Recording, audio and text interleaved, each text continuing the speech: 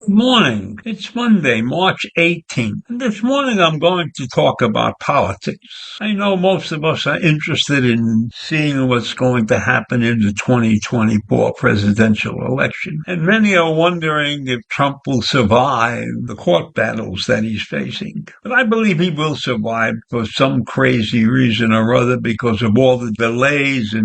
So I'm fairly confident that the race will be between Joe Biden and Donald Trump in November. And what I can tell you from reading materials, the parties themselves are not doing that well. The Republican Party has shrunk about 2% since the last presidential election. And the Democratic Party has risen about 1% since the last presidential election. And those numbers are really, in my mind, insignificant because we now have a country that has a 40% of the voting population listed as independent.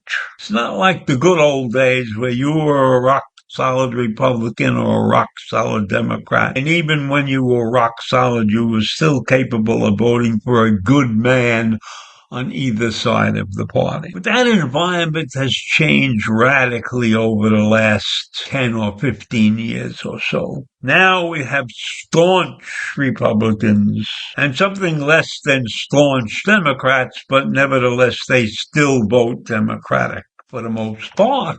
So that's what we're looking at coming up to the next presidential election. Because a number of people are not really determined to stick with their parties. The party affiliations have shrunk, and that's a factor. So beyond party affiliations, there are other things that should be considered when you are picking a candidate to run the country. Now, what I learned in some of my reading materials is that there are many cases where presidents run into some kind of situation where they can't quite come up with the proper answer to settle the problem. And what do you think these people do? They call on their compatriots. They will call a former president to ask for advice. So if Clinton had a problem, he could call Reagan or something like that. Or if Biden has a problem, he could talk to Clinton. But there is nobody out there that has ever said that they would go and talk to Donald Trump for advice. He is the one president that would be totally isolated by former presidents and by current presidents because they view his ideas around the world as maniacal. And we saw that in action when he took over and he created a tax cut for the very wealthy. And none of that managed to float down to the middle class. Everybody that I have talked to about the benefits of that tax cut has said they saw no benefit. And I can tell you that my taxes went up. So I don't think that President Trump, ex-President Trump, really is a man that can run a country efficiently, can do a job that other presidents admire, and that any of them would come to him for advice when he's out of the office. Now that paints a very grim picture in my mind of somebody who's attempting to become the president. If you view him as somebody that you can't ask a question and get a good response from, that tells you an awful lot. And so getting back to what party affiliations mean and other things for this election, the stakes are high for both parties. And both parties need to get get independent votes.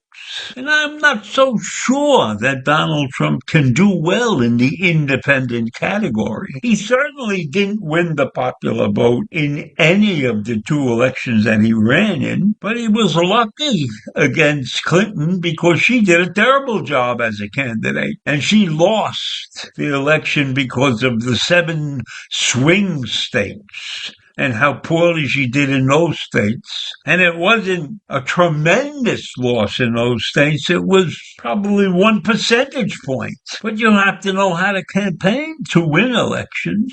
I think Biden knows how to do that.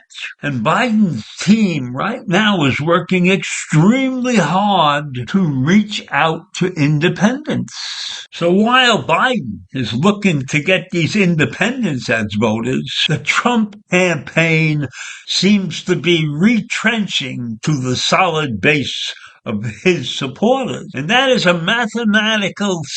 huge mathematical mistake. And it is probably the wrong strategy to win the election. Because if staunch Republicans are shrinking in number, you've got to replace them with people. Now, I am sure that there are many independents who agree with Donald Trump and his way of thinking. But I don't think there are that many that can overcome the other side of the independents. So let's see what's going to happen in that area, because to me, that seems like a monumental mistake. If you want to win the election, you have to appeal to people beyond your base. So if what I'm reading is true, that Donald has consolidated his attentions to those who he knows he's going to get to win and causes them to continue to cheer, what good is that when you need 51% of the population to be on your side?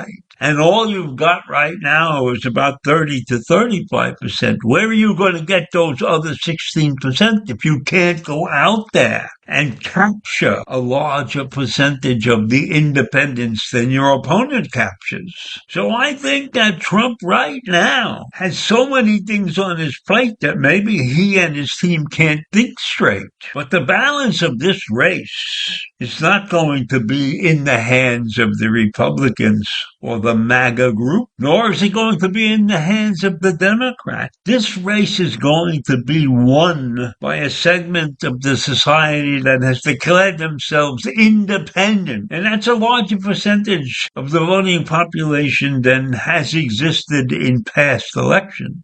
So while Trump has a strong GOP core, he needs much more than that to win this election. Remember, there was a Tea Party too, and they failed also. So that's what Trump is looking at, a failure of his own doing. Think about that, and I'll see you in the morning. Bye.